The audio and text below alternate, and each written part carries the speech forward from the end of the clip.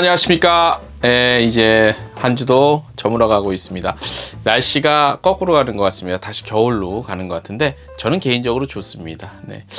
파리에서 온 지가 한 20일 됐는데 그때 떠나올 때 날씨가 이랬는데 좋아요. 이런 날씨. 4월 27일 목요일자 보내드리겠습니다. 헤드라인입니다. 대한항공과 아시아나항공 앞으로 마일리지 운영 마음대로 못할 것 같습니다. 그동안 그렇다고 무슨 양 항공사에서 전행을 휘둘렀다 이건 아니지만 그래도 이제 좀 더 공정위에서 좀 여러 가지 조정했다는 내용 자세히 전해드리겠습니다. 자, 피네어가 한국 승무원 확대를 합니다. 그래서 전체 승무원의 비율도 높인데요. 그래서 한국인 여행객들 편의를 강화한대요. 그러니까 피네어도 이제 한국 시장 본격적으로 다시 이제 또 이렇게 적극적으로 시작을 하는 것 같습니다. 자, 서울시 관광협회에서요, 아시아와 중동의 문화를 한 자리에서 한 번에 체험할 수 있는 행사를 개최합니다. 에티하드 항공이 기내 와이파이 서비스를 도입했고요. 2023년 마이스 글로벌 전문가 모집합니다. 한국관광협회 중앙회에서는 꿈꾸는 여행자 수강생을 모집합니다. 시니어 대상으로 하는 겁니다. 시니어들 여행 이렇게 쉽게 갈 수 있는 방법을 가르쳐주는 그런 클래스죠. 에미레이트 항공은 두바이와 몬트리올 운항을 시작하고요. 에어 뉴질랜드가요 이벤트를 하나 합니다. 1등 뽑히면 인천과 오클랜드 항공권도 쏩니다. 카할라 호텔입니다. 하와이에 여기서 첫 리테일 매장을 오픈했다네요. 하와이에 많이 가시잖아요. 참고하셔서 여행의 기쁨이 2배, 3배 늘어날 수 있기를 바랍니다. 모두 투어가 판매했습니다. 홍콩 컨셉 투어 30초 만에 완판. 체코는 트래블마트 2023을 성료했다는 소식 전해왔고요. 부산관광공사는 2023년 마이스 공로상 수상했습니다. 자, 또 여러 가지가 있는데 요거는 저희 또 트래블 데일리 홈페이지 뉴스 참고하시면 되실 것 같습니다.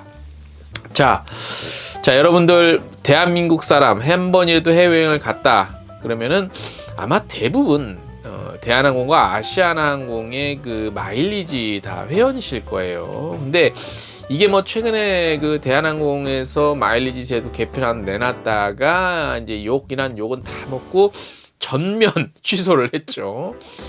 그런데 이제 공정위에서는 이미 한 2018년부터 2개 항공사의 그 회원 약관, 그러니까 마일리지도 마일리지지만 회원들의 약관이 있어요. 근데 이 약관의 대부분이 사실 마일리지에 관한 내용들이 대부분이에요. 그래서 요거를 좀 전반적으로 좀 검토를 지난 몇 년 동안 해왔어요. 해온 결과 한 8개 정도 유형에 대해서 이건 좀 불공정하다라고 판단을 해서 시정 조치를 이제 해야 된다 그런 판단을 내렸습니다. 그래서 이제 여러 소비자 입장에선 좋아질 것 같아요. 그래서 우리 여행업계 계신 분들도 이걸 좀 참고적으로 알아두셨다가 또 대한항공이나 아시아나항공으로 이제 예약하시는 분들이 이런 문의를 하셨을 때 아주 그냥 좀 똑똑한 척을 좀 하셔야 될 것 같습니다. 그런데 아시아나항공에도 이 적용된다는 거는 사실 이제 큰 의미는 없을 것 같습니다. 합병이 지금 거의 가시화되는 과정이기 때문에요. 자, 주 8개가 있는데 너무 길어요. 자세히 궁금하신 분들은 저희 관련 기사 보시면 되고 제가 압축해서 핵심만 전해드릴게요. 그게 저희 방송하는 이유잖아요. 그죠? 자, 주요 핵심은 마일리지 사용하는 데 있어서 소비자들의 권리를 좀 더 확장했어요. 네. 그리고 어쨌든 소비자 항공사 마음대로 조금 했던 것들을 좀 시정했고 요런 것들이 이제 핵심이에요. 자, 먼저 마일리지 유효 기간에 대한 조항이에요.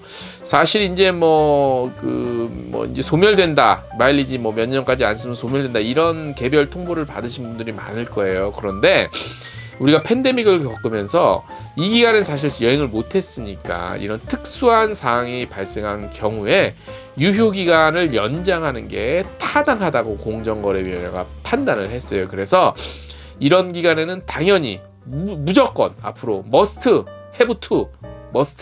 유효기간이 연장되도록 시정을 했습니다. 그리고 두 번째, 공제 기준 변경할 때 유효기간 12개월에 관련한 조항인데 그동안 대한항공과 아시아나는 마일리지 공제 기준 변경할 때 12개월의 유예 기간이 지나면 예외 없이 새로운 공제 기준이 적용되도록 했습니다.